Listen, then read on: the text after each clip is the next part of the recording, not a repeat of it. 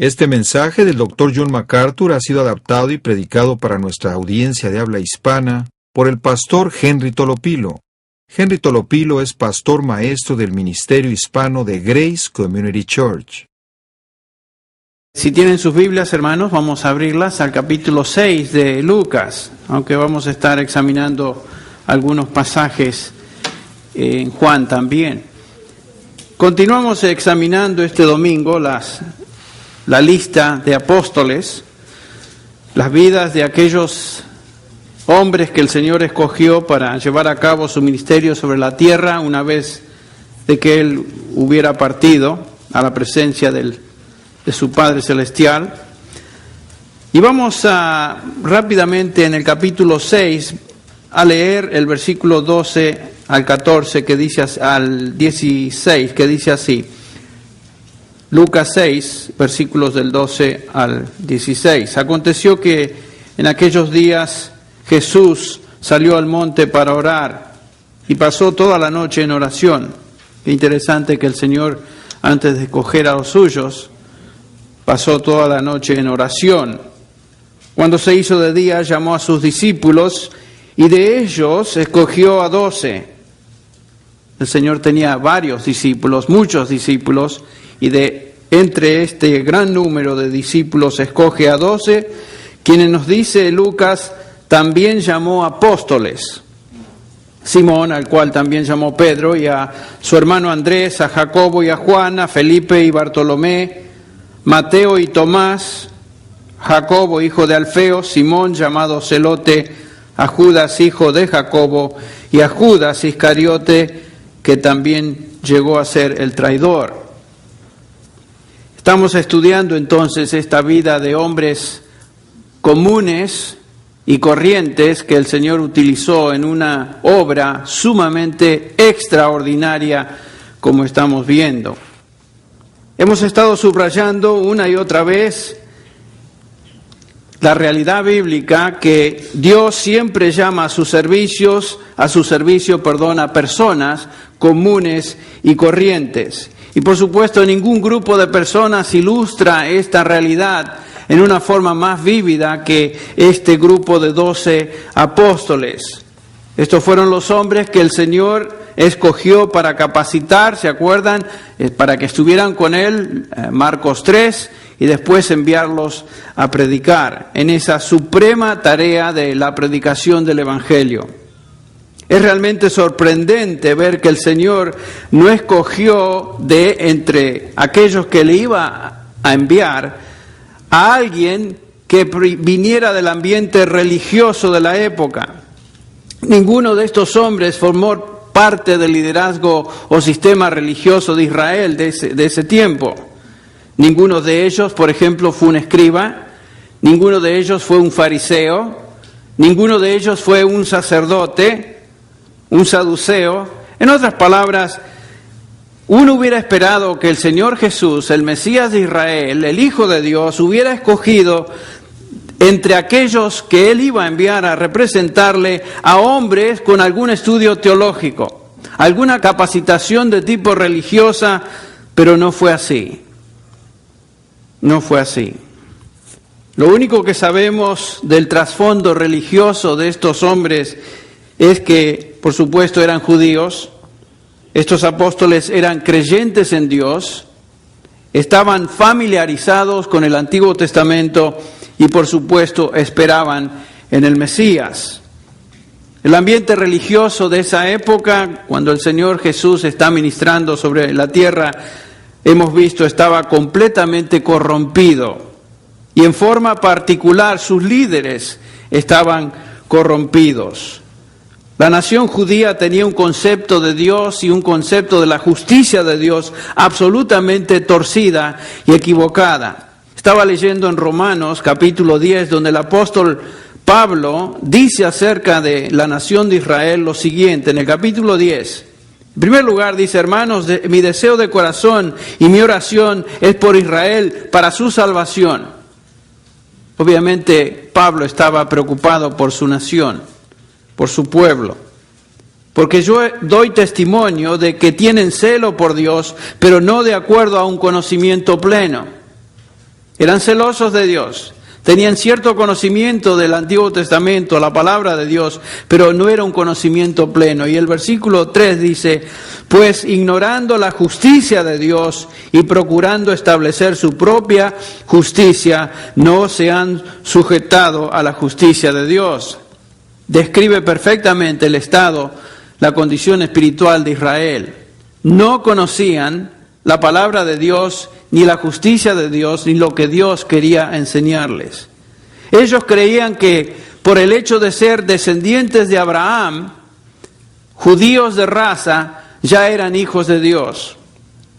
Y pues especialmente si lograban o cumplían ciertas prácticas y ceremonias y ritos exteriormente, por supuesto, una religión fría basada en obras. Los líderes de Israel, dice el Señor Jesús, eran ciegos, guías ¿de qué? De ciegos. Cuando el Mesías viene, o mejor dicho, cuando Él vino, no le aceptaron, le vieron como un impostor, un enemigo de su religión y finalmente guiaron al resto de la nación a crucificarle. Este es el ambiente espiritual en que el Señor viene y en el cual Él escoge a estos 12 hombres. Un ambiente espiritual tenebroso. Por supuesto, estos hombres no tienen absolutamente ninguna relación con el status quo de la religión judía de la época. Eran hombres simples, hombres que ante los ojos de los eruditos y estudiosos de Israel, los fariseos, los escribas y los saduceos, estos apóstoles eran absolutamente despreciables, gente que no servía. Pero qué curioso, esta es la manera que Dios siempre trabaja y lleva a cabo su obra de redención sobre este mundo.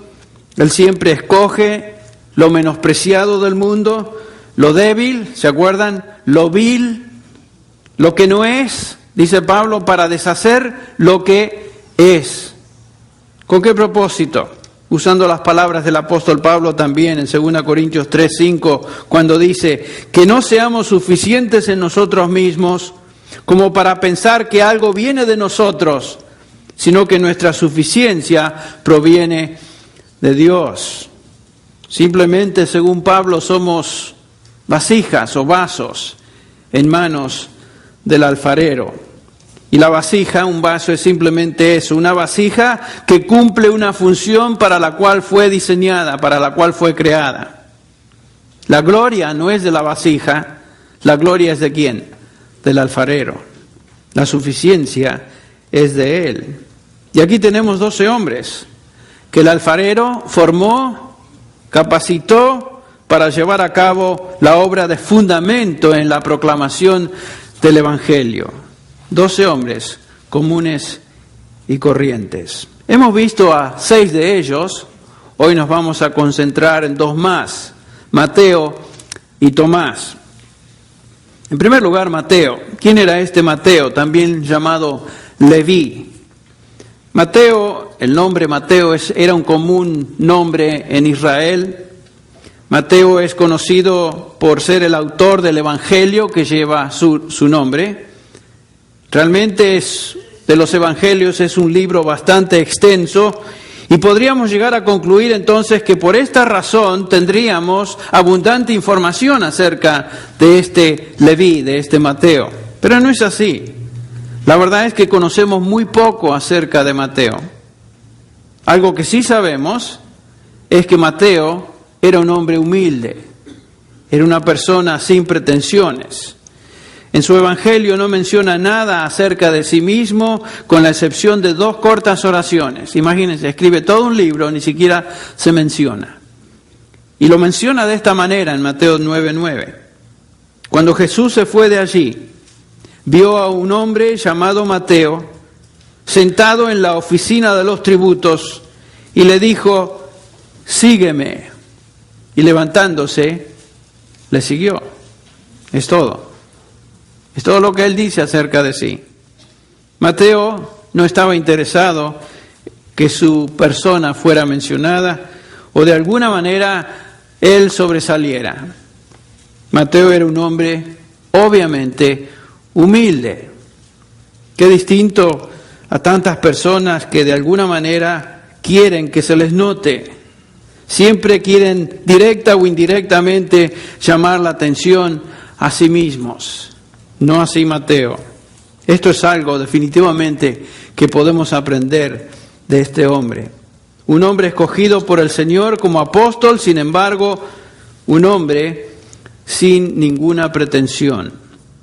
En un pasaje paralelo en Lucas 5, nos habla también acerca de este evento cuando el Señor llama a Leví, su conversión, y luego nos relata Lucas el banquete que Mateo hace en su casa en honor al Señor y presentando a sus amigos al Señor Jesús. Leemos en Lucas 5:27, después de esto, Jesús salió y se fijó en un recaudador de impuestos llamado Leví. Aquí Lucas le da el nombre Leví, sentado en la oficina de los atributos, y le dijo, sígueme. Y él, dejándolo todo, se levantó y le seguía. Y Leví le ofreció un gran banquete en su casa, y había un grupo grande, escuche bien, de recaudadores de impuestos, así como él lo era, y de otros que estaban sentados a la mesa con ellos. Aquí se encuentran todas las personas más despreciadas de la sociedad judía. Entre ellos, el grupo más despreciado, por supuesto, era el grupo de publicanos, el grupo de recaudadores de impuestos, aquellos que extorsionaban al pueblo cobrando impuestos en nombre del gobierno romano y, por supuesto, llevándose una buena porción de esos impuestos para su bolsillo, para beneficio propio. Me recuerda a alguno de los oficiales en alguno de nuestros países que supuestamente trabajan para el gobierno, pero sacan para sus Coca-Cola, por lo menos algo extra. Bueno, Mateo era uno de estos. Y noten que en este banquete había varios, otros recaudadores de impuestos, sus compinches, aquellos que trabajaban con él, haciendo el mismo tipo de trabajo tan odiado por los judíos. Estos eran ladrones, francamente. Y nos dice ahí el pasaje que no solamente recaudadores de impuestos, sino de otros que estaban allí sentados. Sin duda, gente de cuestionable reputación. Cuando un publicano hacía un banquete, no iba a invitar a aquellas personas de la sociedad que eran dignas, sino que iba a invitar a sus amigos y a personas que estaban en ese nivel. Y ahí se encontraban. Si tú eras un publicano, tus amistades no eran las respetadas de la sociedad. Entonces leemos en el versículo 30 de este Lucas 5, y los fariseos y sus escribas se quejaban a los discípulos de Jesús diciendo, ¿por qué coméis y bebéis con los recaudadores de impuestos y con los pecadores? Ven, obviamente los fariseos habían hecho una obvia observación. Había recaudadores de impuestos y el resto de la chusma de Israel eran pecadores, según ellos, los líderes religiosos, aquellos que se creían mejor que el resto de la gente, aquellos que el Señor llama hipócritas, son los que se quejan de que el Señor y sus discípulos se relacionaban con esta gentuza, según ellos. Por supuesto, el Señor contesta a esa observación con cierto sarcasmo. Versículo 31 y 32 dice lo siguiente. Respondiendo Jesús les dijo, ¿se acuerdan? Los sanos no tienen necesidad de médico, sino los que están enfermos. ¿Quiénes son los que estaban enfermos?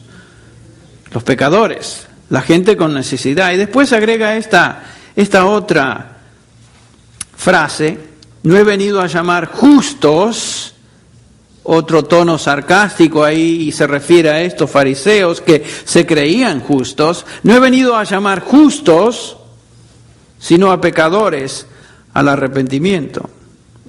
El Señor Jesús no puede hacer nada por las personas que se creen justas, las personas que no tienen de qué arrepentirse, Las personas que no reconocen sus pecados.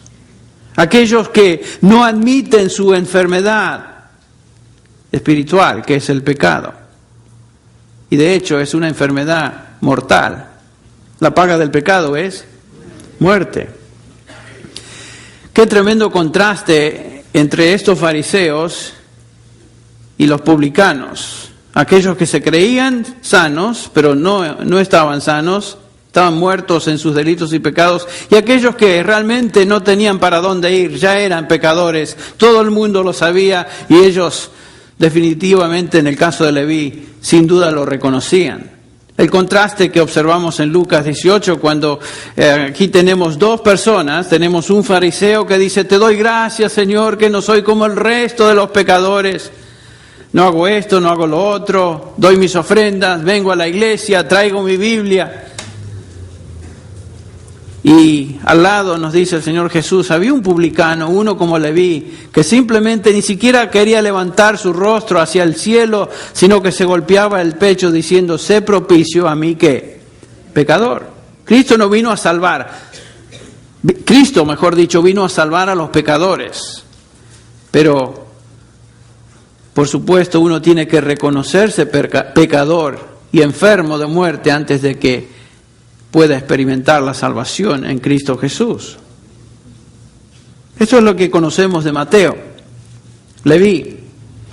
Nos dice este relato, si vamos al capítulo 9 de Mateo una vez más, el relato de Mateo, esta breve referencia a su persona, se encuentra o se relata unos 30 años después del evento. Cuando Mateo escribe su evangelio, ya habían transcurrido desde ese día de su conversión unos 30 años. ¿Por qué es importante este detalle? Bueno, porque los publicanos, como dije, eran personas despreciadas en la sociedad judía, eran ladrones con licencia, eran judíos que, como ya dijimos, quitaban el dinero de sus conciudadanos en nombre de Roma y se guardaban una gran parte de ese dinero. Eran despreciados porque trabajaban para el gobierno que ocupaba Palestina, el gobierno romano. En un sentido podemos entender cómo en el tiempo que vivimos, algunos de los iraquíes se sienten un poquito mal cuando todo lo que ven alrededor son tropas extranjeras.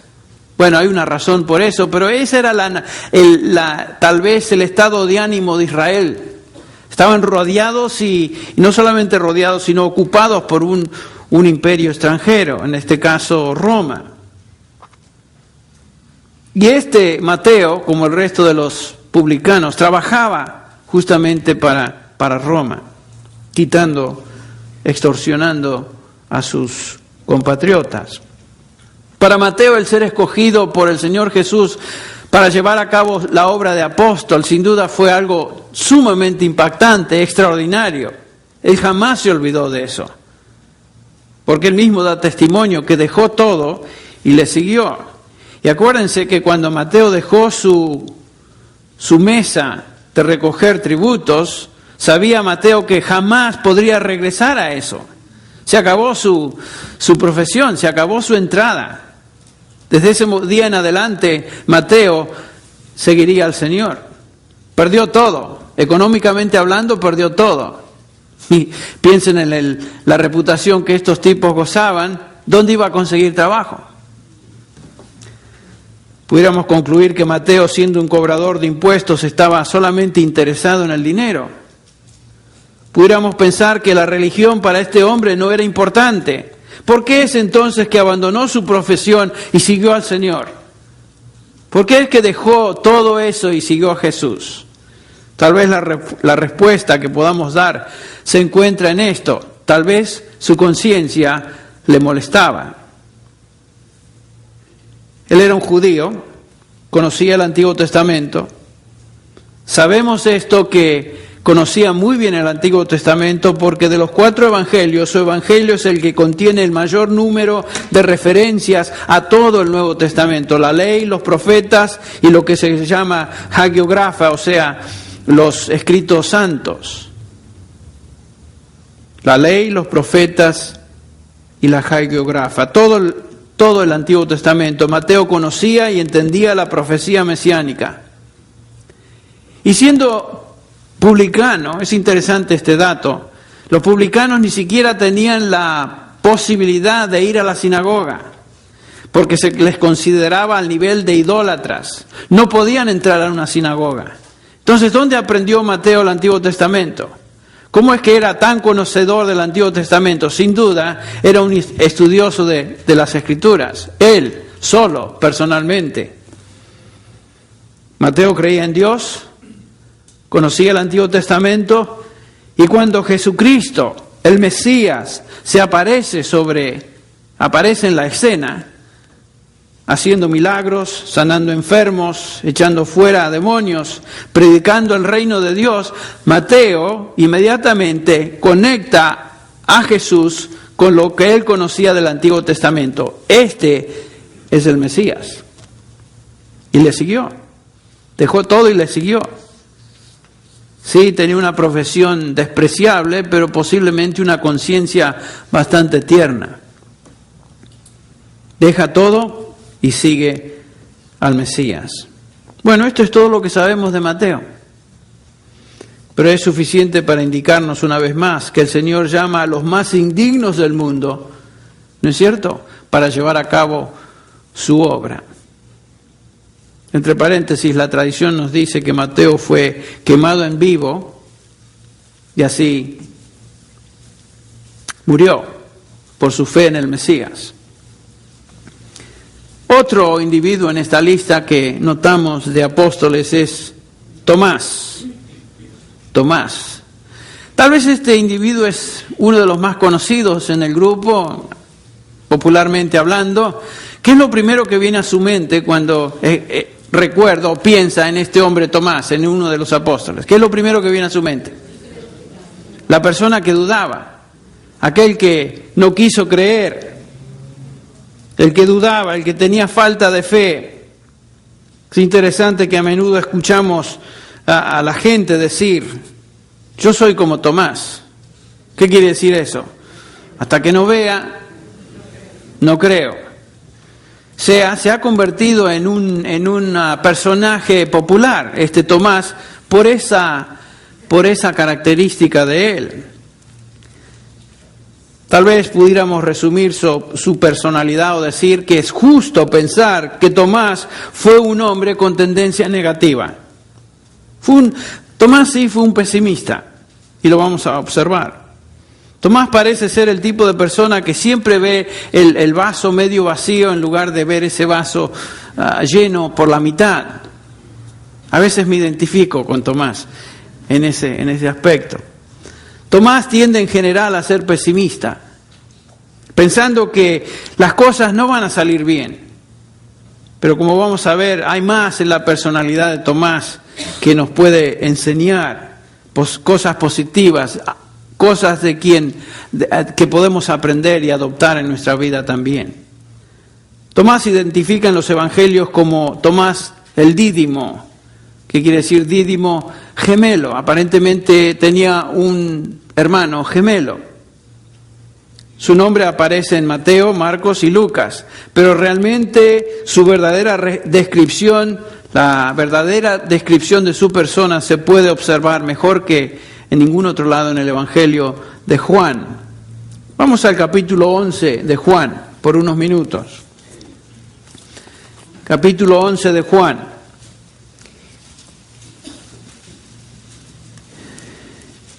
El capítulo 11 comienza con una descripción de la aldea de Betania, la ciudad de Marta, María y Lázaro.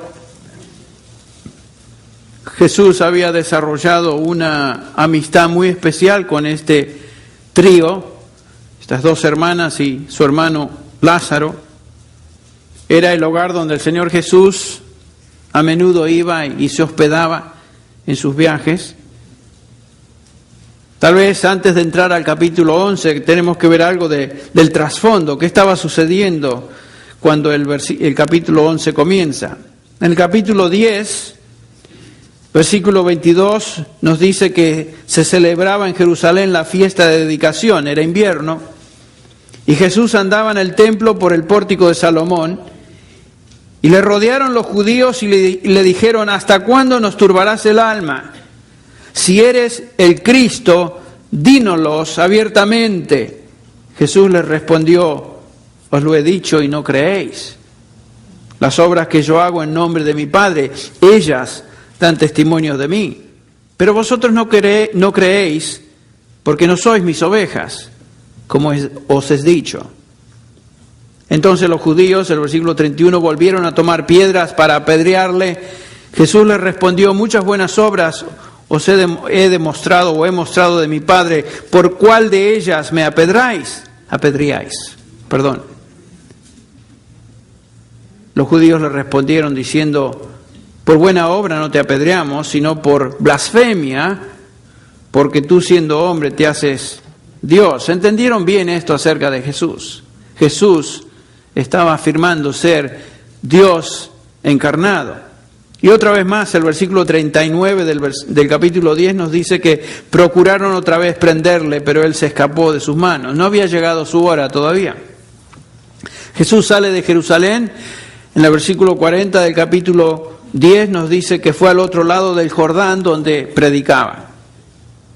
Pero cuando llegamos al capítulo 11, nos dice el versículo 1, estaba entonces enfermo uno llamado Lázaro, de Betania, la aldea de María y de Marta su hermana. María, cuyo hermano Lázaro estaba enferma, fue la que ungió al Señor con perfume y le enjugó los pies con sus cabellos. Enviaron pues las hermanas para decir a Jesús: Señor, he aquí el que amas está enfermo. Oyéndolo Jesús dijo: esta enfermedad no es para muerte, sino para la gloria de Dios, para que el Hijo de Dios sea glorificado por ella. Llamaba Jesús a Marta, a su hermana y a Lázaro. Cuando oyó pues que estaba enfermo, se quedó 2 días más en el lugar donde estaba. Luego, después de esto, dijo a sus discípulos: vamos a Judea otra vez. Ahora, acuérdense lo que había sucedido. El Señor Jesús había sido amenazado de muerte, y no solamente amenazado, sino que trataron de prenderle y apedrearle.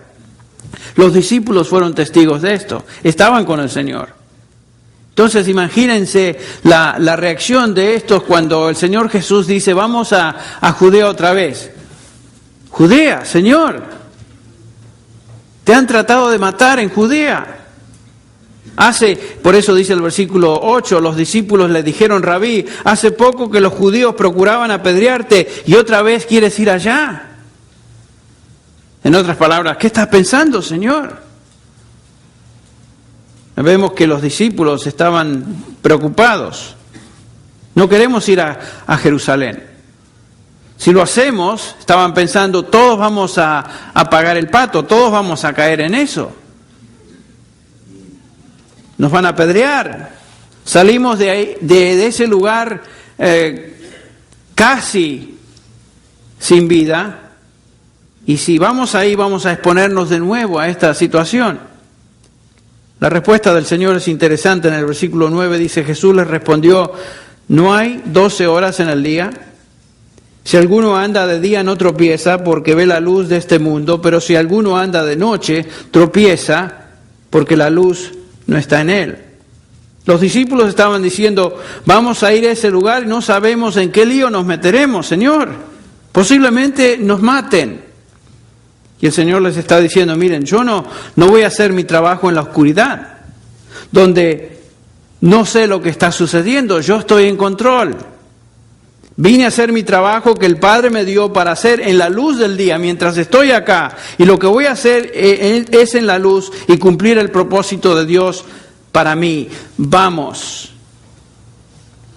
Y después agrega, indicando su omnisciencia en el versículo 11, dijo pues esto y después de esto añadió: nuestro amigo Lázaro está dormido, voy a despertarlo.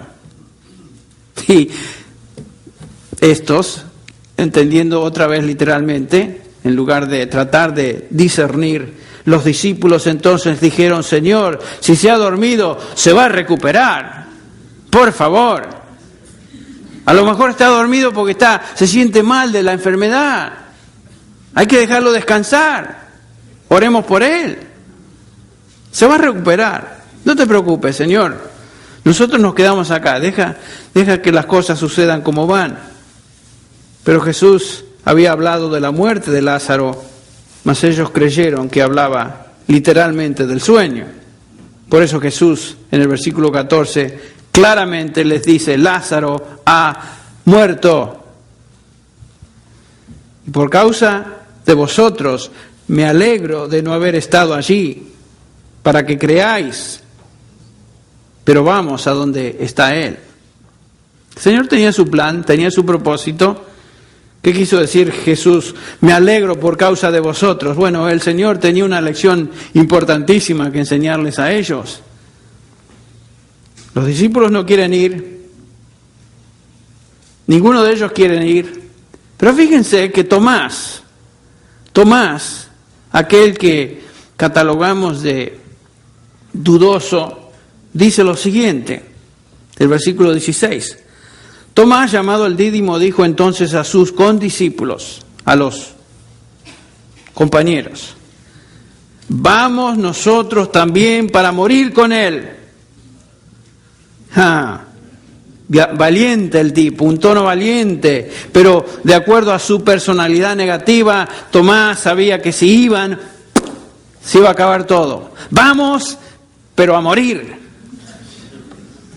Qué interesante, pesimista, pero al mismo tiempo con cierto coraje, cierta valentía.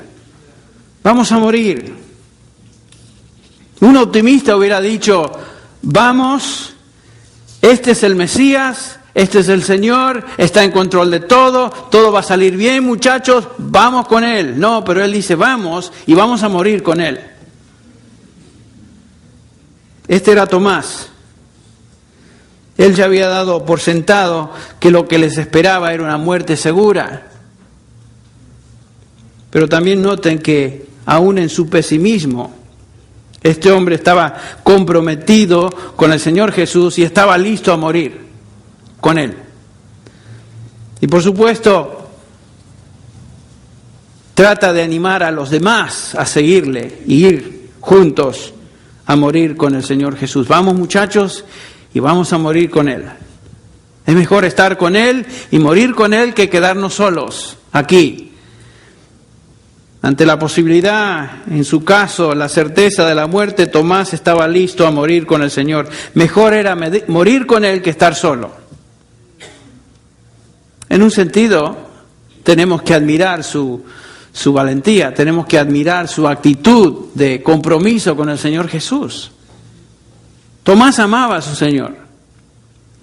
Vemos que ese amor se manifiesta en otro incidente, en el capítulo 14 de Juan, donde nos dice, capítulo 14 de Juan, y aquí nos encontramos en la última cena, en el aposento alto, la noche que Jesús fue entregado. Los discípulos se encontraban con el Señor y por supuesto estaban totalmente turbados porque Él les había dicho que uno de ellos le iba a ¿qué? Le iba a entregar. Ya Judas no se encontraba, en el capítulo 14 de Juan, ya Judas no se encontraba con ellos, ya había salido. El capítulo creo que 13, versículo 30 nos dice, cuando tomó el bocado, Él salió enseguida y ya era de noche. Está hablando de Judas.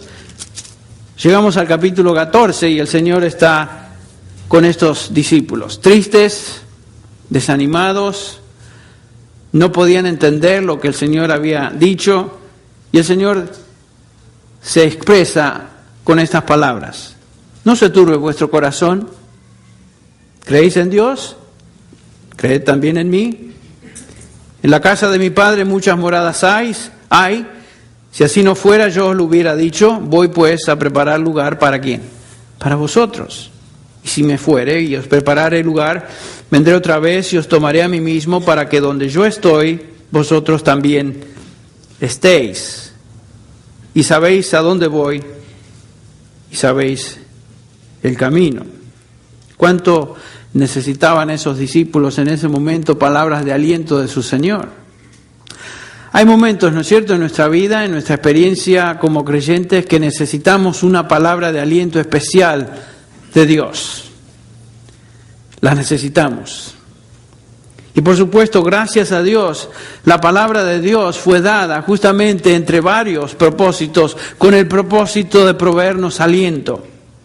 Romanos 15:4 nos dice, porque todo lo que fue escrito en tiempos pasados para nuestra instrucción se escribió, a fin de que por medio de la paciencia, escuche bien, del consuelo de las Escrituras, tengamos esperanza. La fe viene por el oír y el oír por la palabra de Dios o por la palabra de Cristo, como dicen algunos manuscritos. Esta es la palabra de Cristo de consuelo para sus discípulos. Jesús dice a estos hombres, no se turbe vuestro corazón, y les digo el porqué. Yo voy a preparar lugar para vosotros, y vosotros sabéis el camino. Tomás, en su típica actitud y manera de responder, dice, Señor, no sabemos dónde vas. Siempre entra del lado negativo. ¿Cómo vamos a conocer el camino? Señor, si nos dejas, no sabemos cómo llegar. Era mejor el plan de ir contigo a morir. Al fin y al cabo, sabríamos que en ese momento estaríamos contigo inmediatamente. La idea de estar fuera de la presencia del Señor turbaba a Tomás, le molestaba increíblemente. En el versículo siguiente el Señor responde, yo soy el camino, y yo soy la verdad, y yo soy la vida. Nadie viene al Padre sino por mí. El camino era hacia el Padre. Pero el Señor le dice a Tomás, yo siempre seré el camino, yo siempre seré la verdad y la vida para los que me aman. Inclusive tú, Tomás.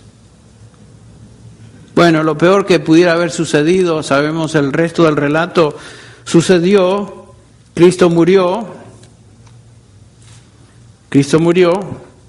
para cumplir las Escrituras, y en el capítulo 20, versículo 19 de Juan, estamos en el Evangelio según San Juan, nos dice que después de la muerte del Señor, posiblemente esto fue el domingo, el Señor ya había sido crucificado, había sido puesto en la tumba, y leemos en el versículo 19, al anochecer de aquel día, el primero de la semana, ahí está, día domingo, y estando las puertas cerradas en el lugar donde los discípulos se reunían, por miedo de los judíos, Jesús entró, se puso en medio de ellos y les dijo, paz a vosotros. Aparentemente los discípulos, después de saber que el Señor había sido crucificado, no entendiendo bien todo lo que sucedía, se reunieron en este lugar, posiblemente para animarse mutuamente. Todos ellos, sin duda, estaban dudosos de lo que había sucedido. Y nos dice el versículo 24 que uno de ellos no estaba presente. ¿Quién era este? Tomás, uno de los 12, llamado el Dídimo, no estaba con ellos cuando Jesús vino. Tomás posiblemente, acuérdense que su temor, aquello que le torturaba, era el darse cuenta que en algún momento él podría quedar separado del Señor, podría ser dejado atrás. Sin duda, Tomás estaba tan deprimido y triste que ni siquiera quiso participar con sus amigos, con sus colegas, y prefiere estar solo. En su tendencia normal, pensando lo peor, su mundo se había venido abajo, y cuando Cristo se aparece ahora con los discípulos, Él no estaba ahí. Sin duda, como dije, todos los discípulos estaban desorientados después de la muerte del Señor. Y por supuesto todos dudaban de su resurrección. Ustedes recuerdan, por ejemplo, el relato en el capítulo 24 de Lucas de esos dos discípulos en camino a Emaús. Uno de ellos se llamaba Cleofas, pero nos dice ahí el relato que iban caminando, discutiendo, hablando de lo que había acontecido en Jerusalén, y el Señor se les une en el camino y les hace la pregunta, ¿de qué habláis? Y por supuesto, ellos lo miran como diciendo, tú eres el único, y dicen, tú eres el único en todo Jerusalén que no sabes lo que ha acontecido, y le hablan del Señor Jesús y qué pasó, aquel en quien teníamos esa esperanza, el Mesías había venido, pero murió, fue crucificado. Todos los discípulos compartían esa actitud de tristeza, ese sentimiento de tristeza y confusión. Posiblemente Tomás lo sintió en una forma más fuerte que los demás, no sé. Estando juntos en ese lugar, el Señor viene y se presenta a los discípulos, pero Tomás no estaba ahí. Entonces, ¿qué sucede? Los discípulos van a Tomás y le cuentan lo que habían visto. Ya que él no estaba ahí, era uno de los colegas, van, nos dice el versículo 25, entonces los otros discípulos fueron a él y le decían, hemos visto al Señor, no lo podés creer, Tomás. Y definitivamente no lo podía creer. Y contesta de acuerdo a esa realidad, si yo no veo en sus manos la señal de los clavos y meto el dedo en el lugar de los clavos y pongo la mano en su costado, no voy a creer. Ni siquiera le cree a sus amigos de confianza. El reporte es demasiado bueno para Tomás. Bueno, el Señor es compasivo con este hombre que dudaba, este discípulo deprimido, pesimista, y en el versículo 26 nos dice lo siguiente: 8 días después, sus discípulos estaban otra vez dentro y Tomás con ellos. Ahí ya Tomás estaba con ellos, habían pasado varios días. Y estando las puertas cerradas, vino Jesús y se puso en medio de ellos y les dijo otra vez, paz a vosotros. Imagínense, puertas cerradas, y el Señor se aparece en medio de ellos y les dice, paz a vosotros. El Señor simplemente atraviesa la pared de una manera sobrenatural. Se aparece a sus discípulos, quienes estaban ahí sin duda estupefactos, y les dice, paz a vosotros, tengan tranquilidad, no tengan temor, soy yo. Y ahora se dirige al pesimista, a la persona que no había estado la primera vez. Y se acerca, o le dice, mejor dicho, a Tomás, acerca aquí tu dedo, repitiendo las palabras de Tomás. El Señor sabía exactamente lo que Tomás había dicho. Y mira mis manos, extiende aquí tu mano y métela en mi costado, y no seas incrédulo, sino que creyente. Qué reprensión cariñosa, ¿no? Posiblemente hubo un momento de silencio. Imagínense, tiene que haber habido silencio, y con vergüenza y emoción Tomás hace esta declaración, que es una de las declaraciones más preciosas que salieron de la boca de un apóstol. La declaración de la divinidad de Jesús. Cuando él dice, versículo 28, respondió Tomás y le dijo, Señor mío y Dios mío. Instantáneamente. Desde ese momento en adelante, la melancolía, la tristeza, la tendencia negativa de este discípulo ahora desaparece. Y se convierte Tomás en un gran, tremendo evangelista del Evangelio del Señor Jesús. Este es el testimonio de Tomás, Señor mío y Dios mío. Nos dice la tradición que este Tomás llevó el Evangelio hasta la India. Existe una iglesia en India, la iglesia bartomana, del nombre de Tomás, hijos de Tomás, que atribuyen su origen justamente a Tomás. La tradición también afirma que Tomás murió atravesado por una lanza mientras predicaba el Evangelio. Y en ese momento, Tomás finalmente obtuvo lo que siempre deseó, estar en la presencia del Señor. Dios puede hacer cosas increíbles con hombres comunes y corrientes, ¿no es cierto? El despreciado recaudador de impuestos y el pesimista incurable, ambos apóstoles del Señor. Dios, como dije, utiliza vasijas de barro como tú y yo, y gracias a Dios por esa bendición, ¿no es cierto? Vamos a orar juntos antes de participar de la cena del Señor.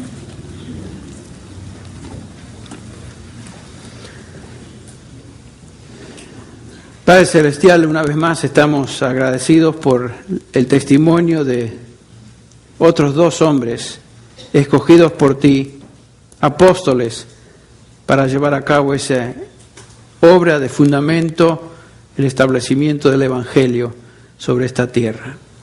Gracias, Señor, porque aprendemos a través de estas vidas que tú trabajas, capacitas, utilizas vasijas de barro, Señor, como fueron estos hombres, lo cual nos da mucho ánimo, Señor, porque sabemos que si algo se va a lograr, no se va a lograr por lo que somos, sino por lo que tú eres. Nuestra suficiencia es tuya. En el nombre de Jesús. Amén. Este mensaje, predicado originalmente en inglés por el pastor John MacArthur, fue adaptado y predicado en la congregación hispana de Grace Community Church por el pastor Henry Tolopilo. John MacArthur es el pastor de Grace Community Church y el predicador del programa de radio Grace to You, el cual es escuchado diariamente en cientos de estaciones cristianas alrededor del mundo. Para ordenar copias de este mensaje o para recibir un catálogo de materiales disponible en inglés o español, llámenos gratuitamente del interior de los Estados Unidos a cualquier hora del día o de la noche. Nuestro número telefónico es 1-800-55-GRACE, 1-800-554-7223. Si usted llama de cualquier país fuera de los Estados Unidos, marque la clave internacional para los Estados Unidos seguida del teléfono 661-295-5777. Muchas gracias y hasta entonces, gracias.